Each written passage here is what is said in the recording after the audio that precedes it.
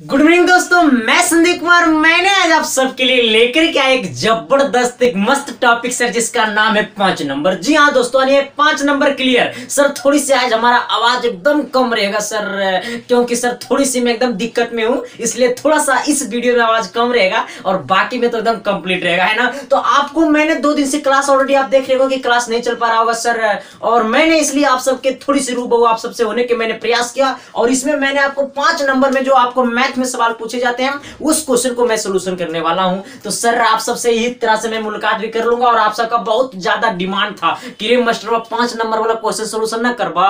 तो सर जी 5 नंबर वाला क्वेश्चन इसलिए मैंने लेकर के आया आप सबके बीच, और इसका आज हमारा तीसरा क्लास होगा सर 5 नंबर वाले क्वेश्चन सोल्यूशन में। तो सर चलते हैं आपको क्वेश्चन की तरफ लेकर के, कैसे कैसे क्वेश्चन मैंने आप सबके लिए सेट किया। तो फिर क्वेश्चन की तरफ चलते हैं ना, फिर विशेष बात आज की क्लास में नहीं होगा सर, आते हैं क्वेश्चन की तरफ।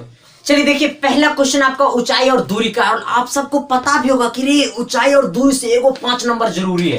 एगो 5 नंबर क्वेश्चन यानी 5 नंबर मिलेगा आपको, 5 मार्क्स मिलेगा 1 क्वेश्चन में। हाँ एकदम ये कंपलसरी है सर, ये फिक्स है। तो आप ये सोच सकते हो कि आपको 5 नंबर मिलेगा एक क्वेश्चन में ऊंचाई और दूरी का। तो ये समझ लो कि ये जो क्वेश्चन मैं आपको भी करवा रहा हूं सर, ये बहुत ही बेहद पसंद क्वेश्चन है, और ये नहीं विश्वास नहीं आशा के साथ रखोगे कि ये क्वेश्चन आपका पूछ देगा तो पूछ देगा, मैंने कहा दिया तो पूछ देगा, है ना। देखो क्वेश्चन क्या बोला, कहा भूमि के किसी बिंदु से मीनार की चोटी का उन्नयन कोण 30 डिग्री है, मीनार की ओर 40 मीटर जाने पर चोटी का उन्नयन कोण 60 डिग्री हो जाता है, तो मीनार की ऊंचाई ज्ञात करो। और देखो तुम लोग समझ नहीं पाया होगा क्वेश्चन को, क्योंकि क्वेश्चन से तुम लोग को प्यार हुआ नहीं, और प्यार जिस दिन हो जाएगा, चला प्यार करना है ना तो क्वेश्चन से प्यार कर। देखो क्या बोला, एक मीनार है, मानना कि मैंने मीनार बनाया। अब देखो मैंने एक मीनार बनाया, थोड़ा सा और लंबा तागड़ा मीनार बनाते हैं। हाँ अब देखो मैंने एक मीनार बनाया, ये मैंने एक मीनार बनाया। अब देखो ये हमारा ये ए भी एक मीनार है। अच्छा ये ए भी क्या है, मीनार है।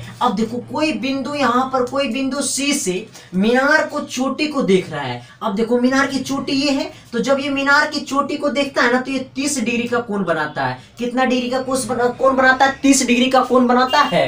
अब जब ये बिंदु सी से 40 मीटर की दूरी कवर करता है मीनार की ओर, देखो यहां से जाता है 40 मीटर ने, मतलब यहां से चल करके यहां आया। जब यहां आया तो इस पॉइंट का नाम डी रखिए, और यहां से यहां जब चला तो ये 40 मीटर दूरी चला। कितना मीटर चला, 40 मीटर। और यहां से जो उन्नयन कोण बनाया ना वो हमारा 60 डिग्री बनाया। कितना डिग्री बनाया, 60 डिग्री बनाया। तब कह रहा है ये मीनार की ऊंचाई क्या होगा, मतलब ये ए बी मीनार है, मतलब मंदिर है, इसका ऊंचाई क्या होगा, तो इसका ऊंचाई को मैंने एच माना। अब देखो ये मीनार की ऊंचाई ज्ञात करना, जिसका मैंने ऊंचाई को मैंने एच माना सर। और देखो अब क्या करना है थोड़ी सी सर तबियत एकदम अब देखो इधर आइए सर, अब देखते हैं क्या अब हम चलेंगे इन ट्रायंगल, इन त्रिभुज, मतलब in triangle A B C में। सबसे पहले बढ़के में चलिए ए बी सी में। अच्छा किस में चलना है, ए बी सी में, मतलब ए बी सी, मतलब ये बड़का वाला में, ए बड़का वाला में, ए बड़का वाला में, ए बड़का वाला में, ए बड़का वाला में। और जब ये बड़का वाला में चलोगे ना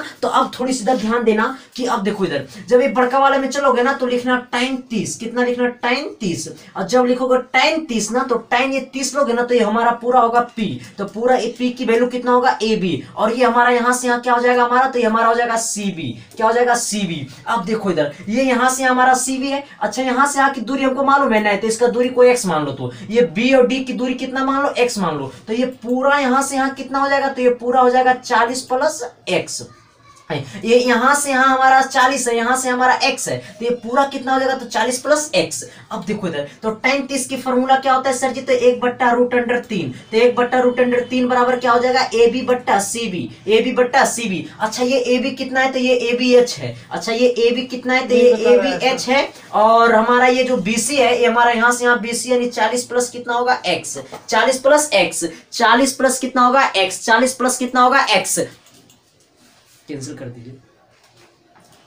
40 प्लस कितना होगा x। अब इसको इसके साथ गुना करिए, देखिए 40 प्लस x को इसके साथ गुना करिए तो कितना हो जाएगा सर जी, 40 प्लस x, अब बट्टा नीचे कितना हो जाएगा, √3, और बराबर कितना हो जाएगा h। अच्छा h का जो वैल्यू आया वो कितना है, देखिए ये 40 प्लस x को इसके साथ गुना किए एक के साथ, तो हो गया 40 प्लस x, अब बट्टा √3 नीचे कितना है 3, और बराबर कितना है h। अब देखो इधर, अब ये समझना है कि हमको इसको समीकरण 1 तुम मान लो, इसे समीकरण कितना मान लो 1। सबको तो दिखाई दे रहा होगा ना, देखो ये 40 प्लस x को मैंने 1 के साथ गुना किया, अब बट्टा रूट अंडर नीचे कितना है 3, अब बराबर कितना है h। अब देखो अगले केस की, अगला केस में क्या चलना है ना, अगला केस में चलना है ना कि त्रिभुज ए और ये बी और ये डी में चलना है। किस में चलना है? त्रिभुज ए बी और डी में चलना है, त्रिभुज ए बी डी में चलना। अब देखो त्रिभुज नहीं लिखा है, चलो अब लिखते हैं इन त्रिभुज ए बी डी। अब चलना है त्रिभुज ए बी डी में चलना। जब त्रिभुज ए बी डी में चलेंगे ना तब क्या करना है, अब देखो इधर ये tan 60 लेना। अब कितना लेना? tan 60 डिग्री लेना। जब tan 60 डिग्री लेंगे ना तो हो जाएगा क्या, tan 60 मतलब p बट्टा b होगा फॉर्मूला इसका। तो p की मान कितना होगा, तो ये p हमारा यहाँ से ये p कहलाएगा, नहीं क्या कहलाएगा h।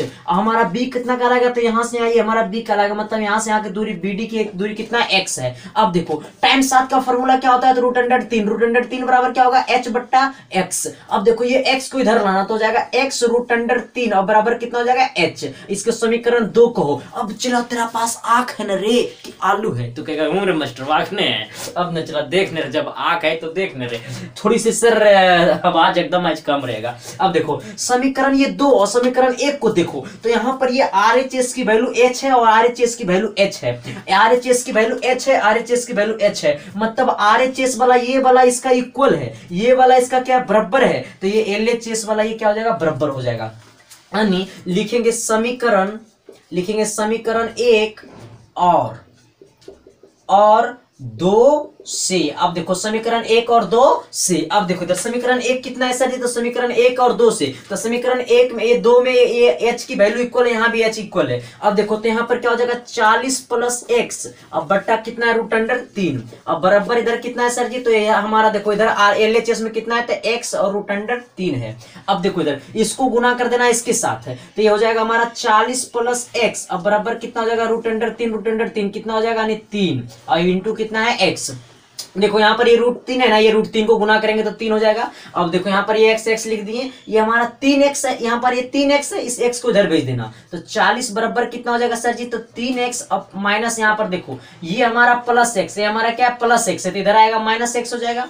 अब देखो इधर 3x में x घटेगा, कितना x बचेगा, 2x बचेगा, यानी इधर अब लिखते हैं, देखो इधर यानी 40 बराबर 2x, 2 से काटना 40 को 20 बार में कट जाएगा, यानी 20 बराबर x, यानी x की वैल्यू कितना आया 20। अब ये x का मान समीकरण 2 में पुट कर देगा तो h की मान नहीं निकल जाएगा। अब लिखते हैं समीकरण 2 से। अब देखो समीकरण 2 में कितना है सर जी, तो समीकरण 2 में है x रूट अंडर 3, अब बराबर कितना है h, x का मान कितना आया 20, यानी हो जाएगा 20 रूट अंडर 3 बराबर h। हमारा यही क्या हो गया आंसर, क्योंकि हमको बोला ऊंचाई h निकालने के लिए मीनार की ऊंचाई ये, तो ये की वैल्यू कितना आया, तो 20 और रूट अंडर 3 आया। तो आप सबका क्लियर हो गया होगा सर। देखो कुछ नहीं करना है आपको, इस तरह से फिगर बना देना, और सर ये थोड़ा सा आपको बेसिक कॉन्सेप्ट था, ये बेसिक कॉन्सेप्ट पे आपको ध्यान देना होगा सर। इसको तो और मैं आपको रगड़ देता रहे चला, लेकिन क्या करोगे सर, थोड़ी सी मैं, और ये समझ लीजिएगा ना कि आज के बाद, क्योंकि सर आपको बड़े भाई पॉलिटेक्निक और पैरामेडिकल वाले पे हम डिपेंड थे सर, उस सबको थोड़ी सी मेहनत करना पड़ रहा था सर, लेकिन आज के बाद अब आप सबके क्लास में कोई कठिनाइयां नहीं होगी, डेली क्लास चलेगी प्रत्येक सब्जेक्ट का, ये मैं वादा करता हूँ। इतना दिन से मैंने वादा कर रहा था, निभा नहीं रहा था, लेकिन अब निभाऊंगा, क्योंकि सर हो सकता है कि थोड़ा सा एक आध दिन और परेशानियां हो, लेकिन अब कंटिन्यू क्लास चलेगा सर, और प्रत्येक सब्जेक्ट का आपका लेक्चर अपलोड होगा सर, है ना सर, क्योंकि थोड़ी सी कठिनाइयां था सर, इसलिए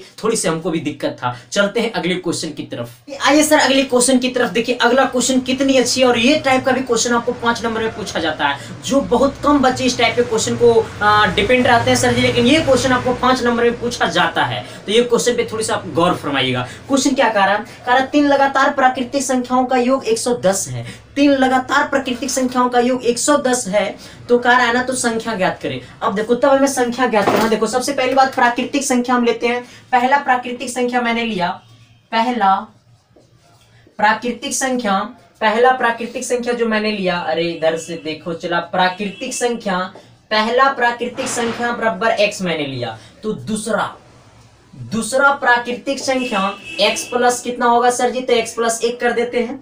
इसके बाद तीसरा प्राकृतिक संख्या तो x प्लस कितना हो जाएगा सर जी, 2 कर देते हैं। अब देखो इधर पहला प्राकृतिक संख्या x लिया, दूसरा प्राकृतिक संख्या x प्लस 1 लिया, तीसरा प्राकृतिक संख्या x प्लस 2 लिया सर, क्योंकि प्रत्येक में आपको एक एक जोड़ना होगा, एंड इसमें मैंने नहीं जोड़ा, इसमें जोड़ना पड़ेगा, इसमें फिर जोड़ना पड़ेगा सर जी, तभी मामला सेट होगा, ना तो मामला गड़बड़े ही रह जाएगा सर जी। अब आना थोड़ी सी सर क्या करना है, कह रहा तीनों का योग जो दे ले हकी, हाँ कह रहा तीनों के, तो कह रहा है तीनों संख्याओं का योग 110 है, 3 संख्या का योग कितना है 10 है। अच्छा देखो इधर तीन संख्याओं के वर्गों का योग 100 कितना है 10 है। देखो इधर चला थोड़ी सी क्वेश्चन में गड़बड़ी है, इसका वर्गों का योग 110 है और थोड़ा सा क्वेश्चन यहाँ पर गलती से लिखा गया, इसका तीनों संख्याओं का वर्गों का योग होगा। अब देखो वर्गों का योग मतलब ये तीनों को जोड़ करके वर्ग कर देना है, मतलब एक्स स्क्वायर और प्लस का देना है एक्स प्लस 1 का होल स्क्वायर प्लस का देना है एक्स प्लस 2 का होल स्क्वायर और बराबर कितना है 110।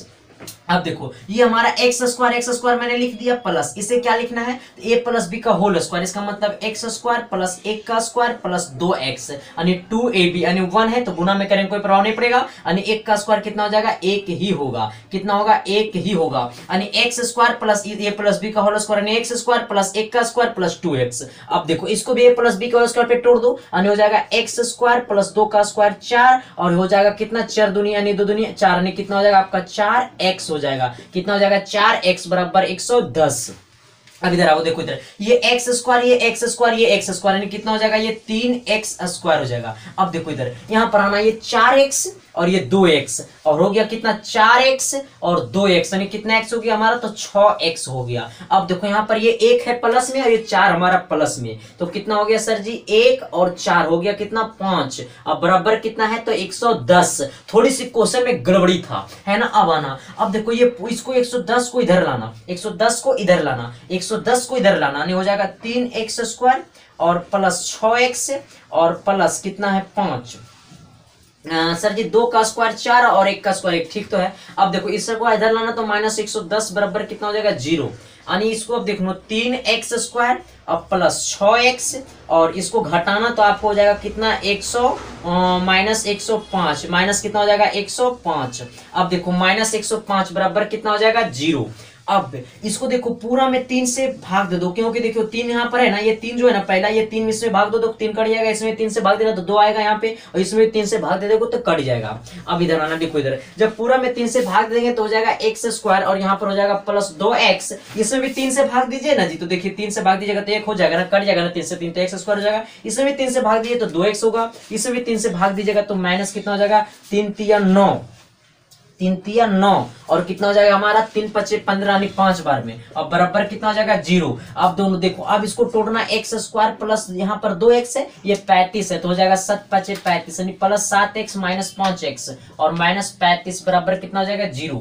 अब देखो यहाँ पर ये दोनों में कॉमन कर लेना x, जब x को कॉमन करेंगे ना तो हो जाएगा x प्लस 7 और ये दोनों में माइनस 5 को कॉमन कर लो तो सर ये तो x प्लस 7 तो बराबर कितना हो जाएगा 0 यानी x प्लस 7 यानी हो जाएगा x प्लस 7 एक साथ और x माइनस 5 एक साथ। अब देखो बराबर कितना हो जाएगा 0 यानी x बराबर अब एक बार इसको सब 0 कर दो तो x प्लस 7 बराबर 0 कर देना, एक बार कर देना x माइनस 5 बराबर 0 और x बराबर माइनस 7 एगो कहेगा रे मास्टर बा x की वैल्यू माइनस 7 गलत खोपचा में हाँ x की वैल्यू माइनस 7 नहीं होगा, चला माइनस 7 मारेगा जाएगा खोपचा में क्योंकि x की वैल्यू माइनस 7 नहीं होगा सर क्योंकि प्राकृतिक संख्या काउंटिंग करने वाली संख्या को प्राकृतिक संख्या कहते हैं इसलिए गिनती में आती नहीं है, इसलिए नेगेटिव नंबर है इसलिए नहीं होगा। तो आइए इधर तो x बराबर यहाँ माइनस 5 उधर गया प्लस 5 यानी x की वैल्यू कितना होगा 5। तो पहला प्राकृतिक हमको पहला x की वैल्यू कितना है 5 तो पहला प्राकृतिक संख्या होगा 5, दूसरा होगा 5 है 1 जोड़ देंगे तो 6, x की वैल्यू 5 है 2 जोड़ेंगे तो कितना हो जाएगा 7 यानी 5 6 7 आएगा हमारा प्राकृतिक संख्या। तो सर आप सबसे थोड़ी सी 2 क्वेश्चन के लिए मैंने रिबो हुआ सर और इतना दिन बर्दाश्त किया सर जी, थोड़ी सी और 2 दिन बर्दाश्त करो, 1 दिन और बर्दाश्त करो, इसके बाद आपकी क्लास में मनोरंजन आएगी, ताकत होगी, एनर्जी होगा जो आप सबके बोर्ड एग्जाम में दिखाना पड़ेगा सर। तो सर थोड़ी सी सेवा में सर आप सबसे माफी है कि सर 2 दिन थोड़ा सा बर्दाश्त किए हैं तो 1 दिन और बर्दाश्त करना सर, इसके बाद आपकी क्लास एकदम रेगुलर चलेगी, कंटिन्यू चलेगी सर, मैं वादा करता हूँ ना। इसके बाद अगर नहीं करूंगा ना तो फिर हमको माफ मत करना तुम लोग। हाँ और क्या बोले फिर sir thank you love you, आप सबसे फिर मुलाकात होती है नेक्स्ट क्लास में, तब तक के लिए बाय।